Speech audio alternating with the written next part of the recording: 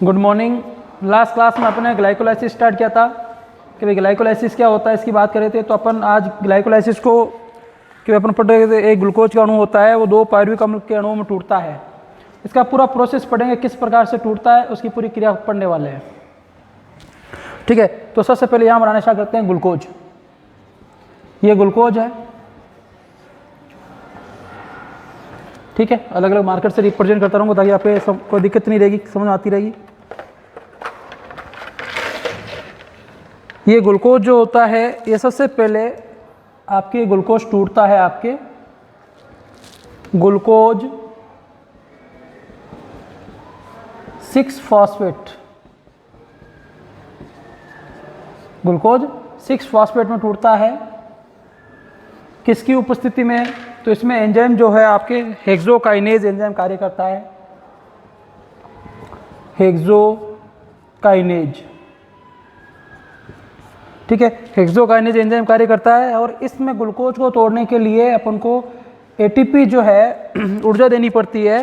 तो एटीपी जो है आपके एडिनोसिन ट्राइफॉस्फेट जो है वो एडीपी में टूटती है, ठीक है।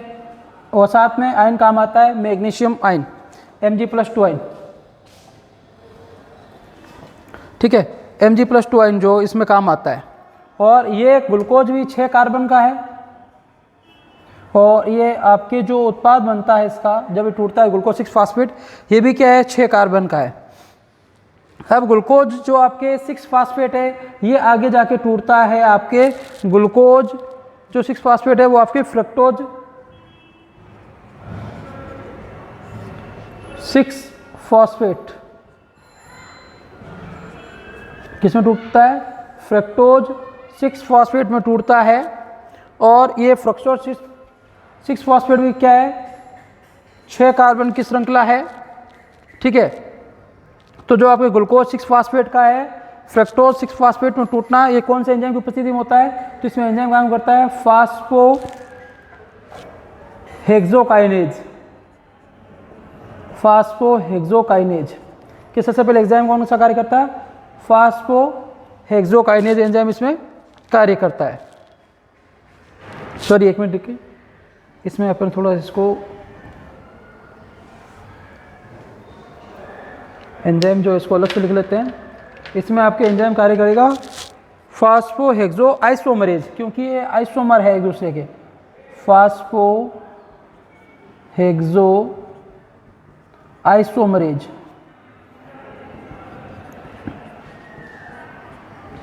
फास्फोहेक्सो आइसोमरेज क्या है, इसमें कार्य करता है। और क्या बनता है? फ्रक्टोज 6-फॉस्फेट बनता है। और ये फ्रक्टोज 6-फॉस्फेट जो है आपके, ये आगे जाके टूटता है आपके फ्रक्टोज 1,6-फॉस्फेट में, 1,6-डाइफॉस्फेट में।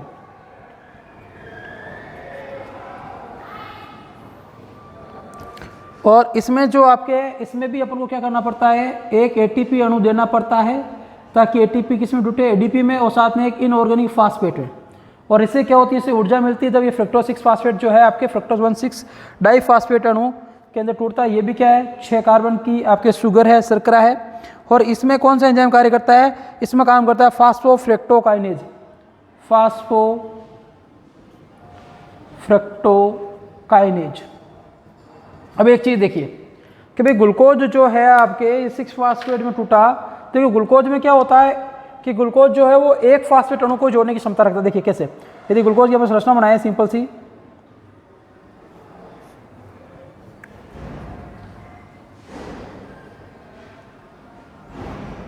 देखिए अपन ग्लूकोज की संरचना बनाए सामान्य रूप से इस प्रकार से। ये 5 कार्बन हो गए, 6 कार्बन की बनानी है अपन को।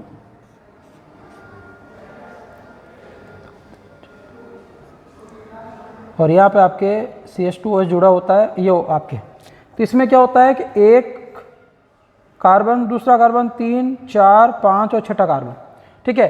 तो इसमें क्या है, इस कार्बन पे फॉस्फेट अणु जुड़ सकता है। किसके अंदर? ग्लूकोज के अंदर। जबकि जो आपकी फ्रक्टोज है इसके अंदर क्या है, कैपेसिटी क्या होती है, इसमें 2 फॉस्फेट अणु जोड़े जा सकते हैं। एक क्या होता है यहाँ पे आपके जो है ये CH2OH अणु होता है, यहाँ पे एक फास्फेट अणु और जुड़ सकता है फ्रक्टोज के अंदर, इसलिए यहाँ पे डाई आया कि 2 फास्फेट अणु जुड़ सकते हैं फ्रक्टोज के अंदर, इसलिए जो ग्लूकोज है वो फ्रक्टोज में टूटता है। फ्रक्टोज से 1,6 मतलब एक तो पहले कार्बन पे और एक छठे कार्बन पे, ये रहा देखो 1 2 3 4 5 छठे कार्बन पे फास्फेट और पहले कार्बन पे फास्फेट, ठीक है।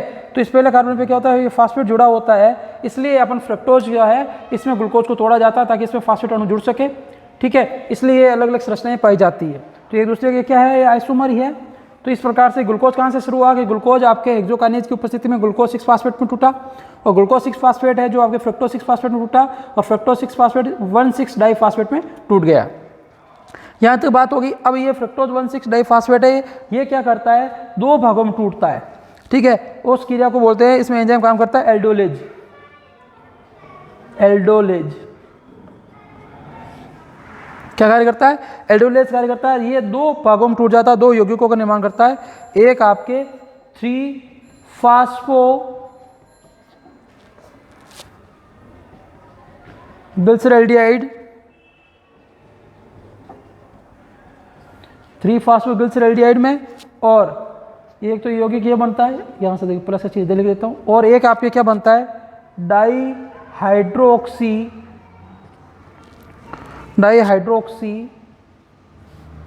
एसीटोन, डाईहाइड्रोक्सी एसीटोन फास्फेट, एक यौगिक इसका निर्माण होता है। ये दोनों यौगिक जो है वो 3-3 कार्बन वाले होते हैं। देखिए 6 कार्बन का तो 3 कार्बन इसमें टूट गया और 3 कार्बन का एक ये उत्पाद बना दिया। कौन से एंजाइम की उपस्थिति में, एल्डोलेज की उपस्थिति में। ये दोनों एक दूसरे के क्या है, आइसोमर है, एक दूसरे में चेंज हो सकते हैं, आइसोमरेज एंजाइम कार्य करता है, ठीक है। तो अपन दोनों क्या है कि ये आपके दोनों 3-3 कार्बन के, तो इनको अपन क्या करते हैं, एक ही मान लेते हैं, और एक मान के अपन एक ही अणु को ले लेते हैं, उसको क्या कर देते हैं, 2 अणु ले लेते हैं इसके, किसके, वह आपके ये आपके 3 फास्फोग्लिसरैल्डिहाइड के। तो इसके कितने अणु ले लिए, 2 अणु ले लिए, इसको एक मान लिया कि ये 3 कार्बन का, ये 3 कार्बन का, टोटल आपके कितना कार्बन का, 6 कार्बन का है। तो 6 कार्बन आने चाहिए, 2 अणु ले लिए, तो 3-3 कार्बन के 2 अणु कितने हो जाएंगे, 6 कार्बन हो जाएंगे। तो इसलिए 2 अणु लिए, इसलिए 1,3 डाईफास्फो ग्लिसरैल्डिहाइड, ग्लिसरैल्डिहाइड कितने अणु लेने पड़ेंगे, 2, क्योंकि अपन को 6 कार्बन का ग्लूकोज है, ये 3-3 में टूट गए, तो 3 कार्बन है, 2 से कर दिया तो है 3 कार्बन का, लेकिन 2 से गुणा करेंगे तो कितने हो जाएंगे, 6 कार्बन हो जाएंगे। और ये आपके क्या हो गया, डाईफास्फो आपके 1,3 डाईफास्फो ग्लिसरैल्डिहाइड बन गया। अब ये इसका आगे लिखते हैं, आगे कंजर्वेशन लिखते हैं कि आगे किस प्रकार से वो टूटता है, उसकी बात करेंगे आगे। देखिए कि आपके 1,3 डाईफास्फो ग्लिसरैल्डिहाइड है, ये एल्डिहाइड जो है आपके, ये एल्डिहाइड, इसमें क्या होता है कि आपके जो NAD है इसका ऑक्सीडेशन होता है, और क्या बनता है, NADH+, ऐसे लिखना है अपन को, NADH+H, ठीक है। इसमें आपके टूटता है, और कहने का मतलब क्या होता है आपके कि हाइड्रोजन जुड़ता है, इसलिए आपकी क्या चेन रिडक्शन अभिक्रिया है, क्योंकि NAD से क्या होता है, एक कोएंजाइम है, इससे हाइड्रोजन जुड़ता है। और कौन सा एंजाइम कार्य करता है, डिहाइड्रोजिनेज। देखो इससे हाइड्रोजन निकल किसमें जुड़ रहे हैं, तो हाइड्रोजन निकल, इसलिए से क्या बोल दिया, डिहाइड्रोजिनेज। और डिहाइड्रोजिनेज एंजाइम की उपस्थिति में क्या बनेगा आपके, ये सब 2 अणु, ये 2 अणु क्या बनाएगा आपके, ये 2 अणु के यौगिक है, उसका निर्माण करेंगे। उस यौगिक का क्या नाम है आपके, 1,3 डाईफास्फोग्लिसरिक अम्ल, 1,3 डाईफास्फोग्लिसरिक अम्ल,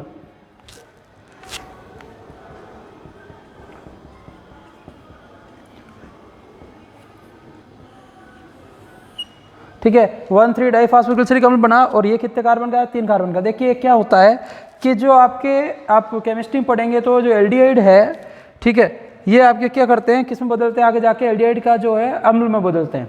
तो एल्डिहाइड जो है वो किस में बदल गया, ये आपके एल्डिहाइड है, ये किस में बदल गया, आपके डाईफास्फोग्लिसरिक अम्ल में बदल गए। अब ये डाईफास्फोग्लिसरिक अम्ल जो है, इसमें क्या होता है आपके, ADP जो है, इसमें क्या होता है, ADP में इनऑर्गेनिक फास्फेट जुड़ता है और ATP का फॉर्मेशन होता है। तो ATP का निर्माण होता है, और ATP का निर्माण होने की वजह से आपके इसमें एक यौगिक बनता है, उसका क्या नाम आ गया कि भाई 1,3 डाईफास्फोग्लिसरिक अम्ल था, तो इसमें एक ATP जुड़ गया, तो एक ATP कम हो गया, इसलिए क्या बन गया, 3 फास्फो ग्लिसरीक अम्ल, क्योंकि एक एटीपी इसमें जुड़ गया एडीपी में, इसलिए एटीपी का निर्माण हुआ, तो एक एटीपी कम हो गया, तो एटीपी फास्फेट कम हो गया, तो इससे क्या हो गया 1,3 की जगह 3 फास्फोग्लिसरिक अम्ल का निर्माण हुआ। ये भी कितने कार्बन का है, 3 कार्बन का। उसके बाद आपके कि भाई आपके ये जो होती है अभिक्रिया किस एंजाइम की उपस्थिति में होती है, तो ये डाई फास्फोग्लिसरेरोकाइनेज, तो डाई फास्फो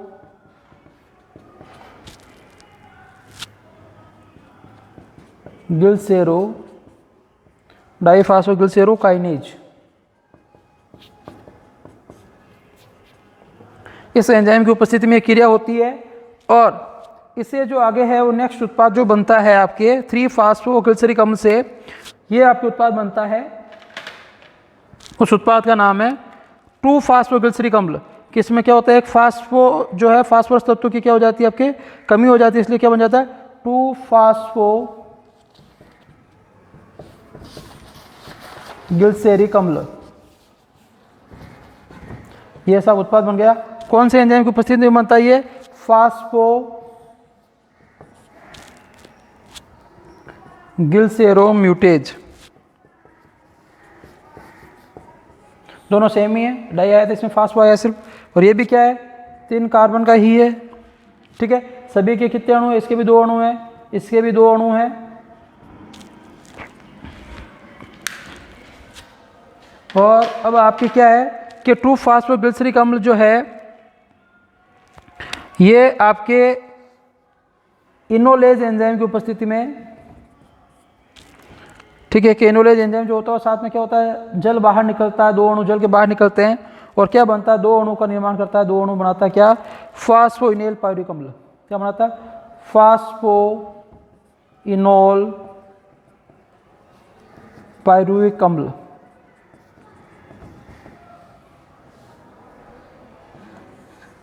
फास्फोइनोल पायरुविक अम्ल बनता है, ये कितने कार्बन का होता है, 3 कार्बन का, ठीक है। कि भाई फास्फोपायरुविक अम्ल जो है ये आपके क्या करता है निर्माण होता है, और फास्फोइनोल पायरुविक जो है ये क्या करता है आपके 2 अणु का निर्माण होता है, ये 3 कार्बन का होता है, जो किसमें कि इसमें आपके काम आता है कौन सा, कि भाई एटीपी का आपके एडीपी जो इसमें एक फास्फेट अणु जुड़ता है, इनऑर्गेनिक फास्फेट एटीपी का फॉर्मेशन होता है, और 2 अणु जो है आपके किसके पायरुविक अम्ल के बनते हैं, ठीक है। और ये भी 3 कार्बन का यौगिक है, और ये किसकी उपस्थिति में होता है, तो ये पायरुविक काइनेज एंजाइम की उपस्थिति में होता है। तो किसकी उपस्थिति में क्रिया होती है, पायरुविक काइनेज की उपस्थिति में। तो ये सभी अभिक्रियाएं जो है आपके ये क्या है कि अपन ने क्या पढ़ा था, ग्लाइकोलाइसिस का मतलब क्या होता है, ग्लूकोज का पायरुविक अम्ल में बदलना, ठीक है। तो ये ग्लूकोज जो एक अणु है ये पायरुविक अम्ल के 2 अणु बनाता है। देखिए कोई कार्बन का लॉस नहीं हो रहा है, कोई CO2 इसमें बाहर नहीं निकल रही है, ना कोई ऑक्सीजन जुड़ रही है, क्यों 6 कार्बन थे 6 कार्बन है, 3 कार्बन के 2 अणु हैं तो 6 कार्बन हो गए, इसलिए इसमें ना तो ये ऑक्सीजन की उपस्थिति इसके लिए जरूरी नहीं है, किसी भी प्रकार का कार्बन का आपके संयोजन नहीं होता है। तो ये पूरा प्रोसेस आपको एग्जाम आता है तो पूरा बनाना पड़ेगा आपको, कि भाई ग्लूकोज जो है वो किस प्रकार से टूटता है, वो किस प्रकार से अभिक्रियाएं करता है, तो ये सभी स्टेप की अपने बात कर ली। अब एग्जाम में क्या अपन कल पढ़ा था, जो ग्लूकोज है इसके 3 भागों में पढ़ते हैं, ग्लूकोज का फास्फोरिलीकरण। तो सबसे पहला स्टेप जो है ग्लूकोज का फास्फोरिलीकरण, इसमें 3 अभिक्रियाएं होती है, ठीक है। कि भाई आपको यहाँ से स्टार्ट करना है, देखो इसका वर्णन कैसे करना है, ये तो हो गया पूरा।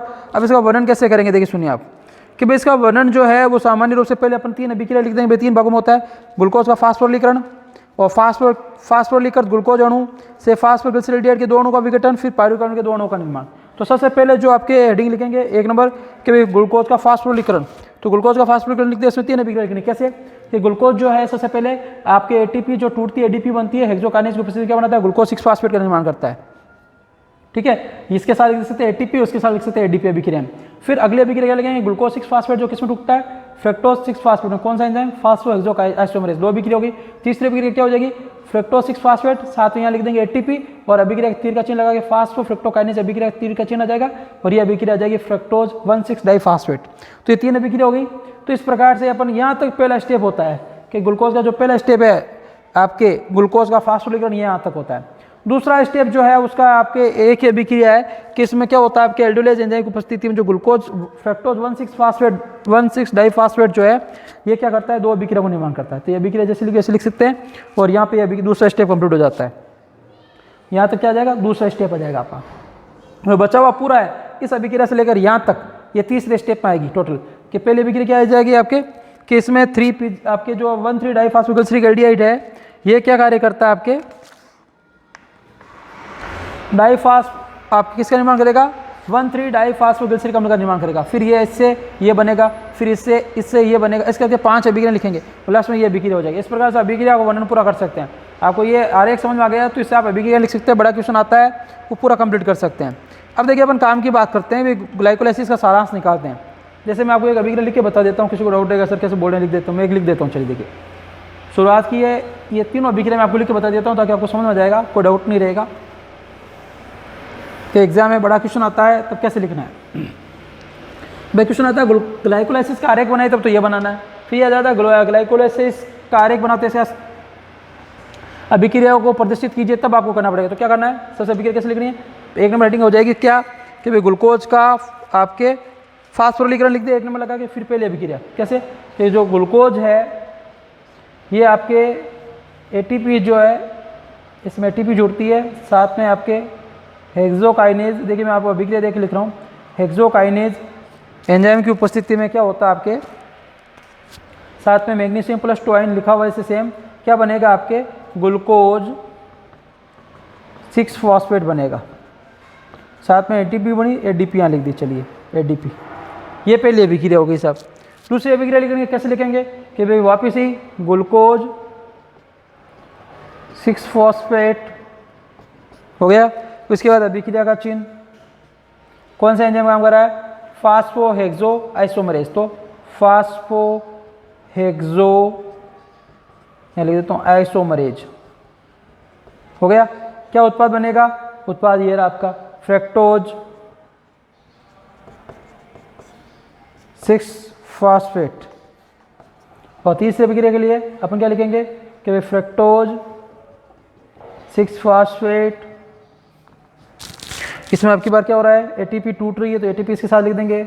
एंजाइम आपके फास्फोफ्रक्टोकाइनेज, ठीक है। क्या उत्पाद बनेगा इसमें आपके फ्रक्टोज 1,6 डाइफॉस्फेट। बस इस प्रकार से अभिक्रिया लिखनी। थोड़ी कैसे लिखेंगे कि ग्लूकोज जो है वो इसमें ग्लूकोज का एक अणु है वो एटीपी टूटने की वजह से हेक्सोकाइनेज एंजाइम की उपस्थिति में ग्लूकोज 6 फॉस्फेट बनाता है। पहले ऊपर अभिक्रिया परिभाषा लिख लीजिए।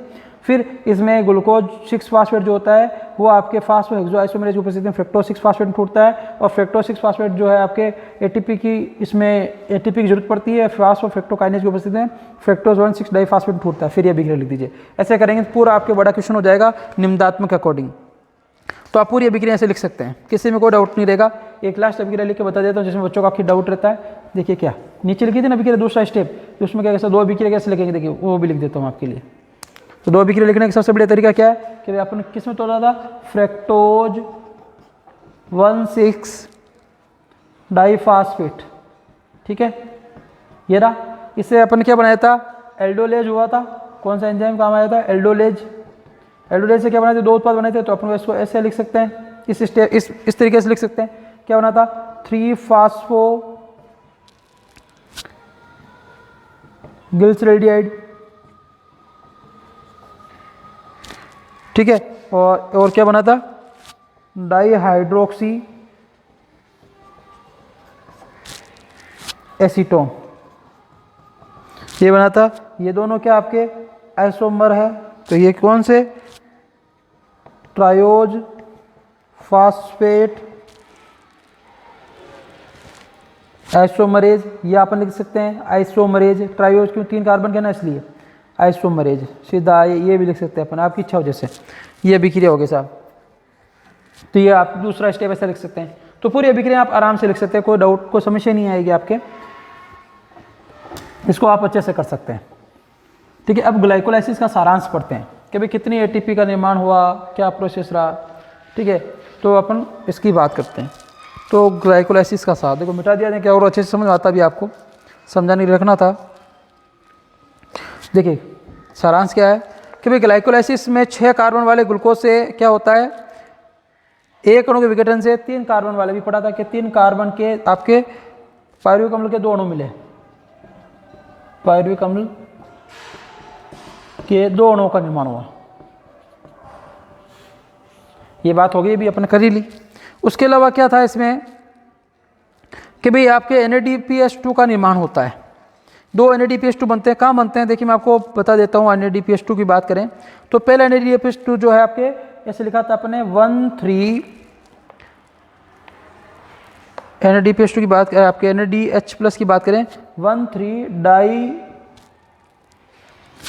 फास्फो ग्लिसरॉल्डिहाइड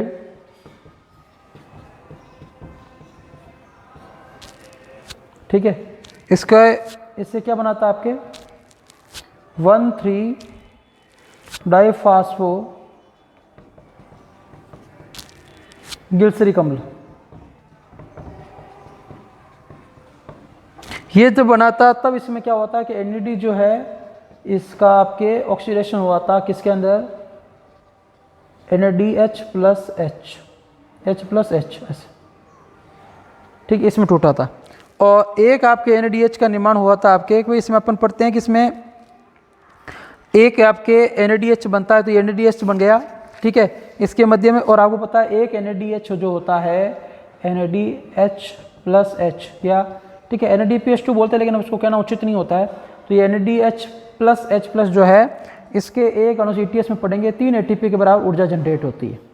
तो ये इसके अलावा और अपन क्या पढ़ा था कि इसमें आपके कितने अणु बने थे, ये 2 अणु बने थे ठीक है। इससे अभिक्रिया में कितने अणुओं का फॉर्मेशन हुआ था आपके NADH के 2 अणुओं का फॉर्मेशन हुआ था, मैंने ऐसे लिखा भी था। तो ये 2 अणुओं का फॉर्मेशन हुआ था। टोटल कितनी ATP हो जाएगी, 1 से 3 तो 2 से 6 ATP का निर्माण होता है।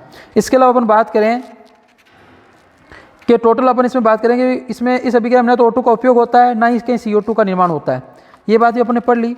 और इस अभिक्रिया में अपन को शुद्ध ATP का लाभ कितना होता है देखिए कि भाई सब स्ट्रेट स्तरीय फास्फोरीकरण से होता है। देखिए कैसे कि सबसे पहले स्टेप में पढ़ा था कि ATP टूटती है तो 2 जगह पढ़ा था ATP टूट के क्या बनाती है ADP बनाती है, तो उससे उल्टी अपने ऊर्जा खर्च कर दी। कितनी जगह पढ़ा था 2 जगह, शुरुआत में पढ़ा था पहले और दूसरे स्टेप में। उसके बाद अपन 2 जगह पढ़ा था ATP का फॉर्मेशन होता है ठीक है, 2 जगह पढ़ा था ATP का फॉर्मेशन होता है, वहाँ पे 2 अणुओं का फॉर्मेशन होता है। 2 ATP का क्या होता है निर्माण होता है किससे ADP से, 2 जगह बता दिया नहीं तो आपको और अच्छे से समझ में आता। तो ये देखिए टोटल ATP कितनी बन रही है 2 और 2 ये 4 और 2 ATP खर्च हो रही है तो माइनस करेंगे कितनी ATP, शुद्ध ATP अपन को कितनी प्राप्त हो रही है 2 ATP। और टोटल अपन आपके ग्लाइकोलाइसिस में आपके देखिए कितनी ऊर्जा अपन को मिलती है, तो 2 ATP है और 6 ATP है, टोटल कितना हो गया 8 ATP।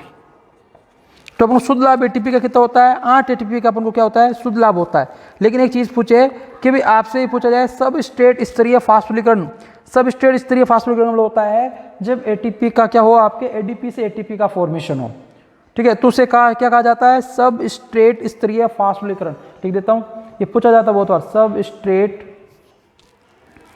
स्तरीय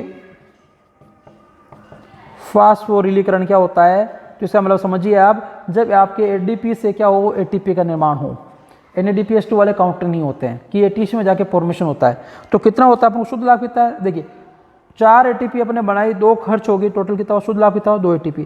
तो अपन को इस सब स्टेट स्तरीय फास्फोरीकरण कितना प्राप्त हुआ ATP 2 ATP का लाभ हुआ।